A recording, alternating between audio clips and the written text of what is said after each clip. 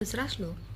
कस्वत्वं शूली मृगय भिषजं नीलकंठः प्रियेऽहं केकामेकां कुरु पशुपतिर्नैव दृश्ये विशाने स्थाणुमूर्ध्ने न वदति तरुर्जीवेति तेषः शिवायः गच्छाटव्यामिति हतवचः पातु चंचंद्रचूडः. याचा अन्वय आहे.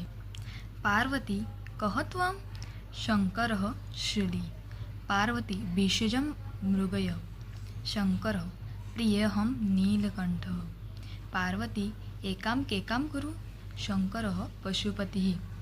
पार्वती विशाने एव न दृश्ये शंकरः मुग्ने स्नानो.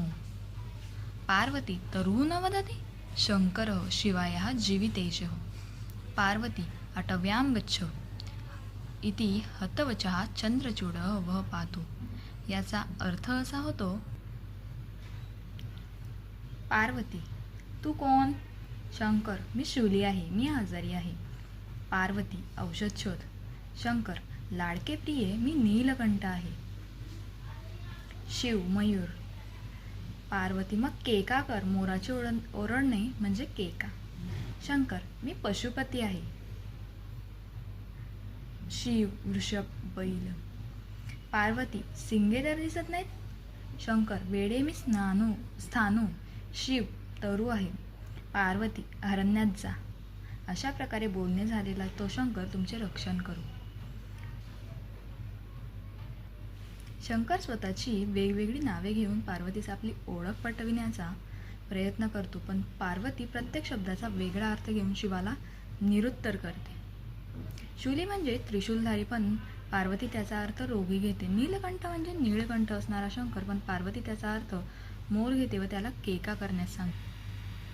शंकर पशुपती म्हणतो तर पार्वती त्याचा अर्थ बैल असा घेते व त्याला शिंगे गोटे आहेत असा उलट प्रश्न विचारते. स्थाणू म्हणून शिव ओळख पटवितो तर पण पार्वती त्याचा अर्थ वृक्ष घेते व झाड बोलत नाही असे म्हणून शिवाला निरुत्तर करते. शेवटी मी पार्वतीचा शिवाय असे म्हणतो तर पार्वती शिवाचा अर्थ कोल्ही असा घेते, त्याला वनात जाण्यास सांगते. अशा प्रकारे पार्वतीने प्रत्येक श्लोकाचा श्लेषार्थ घेतल्याने दोघांच्या संवादात गंमत झाली आहे.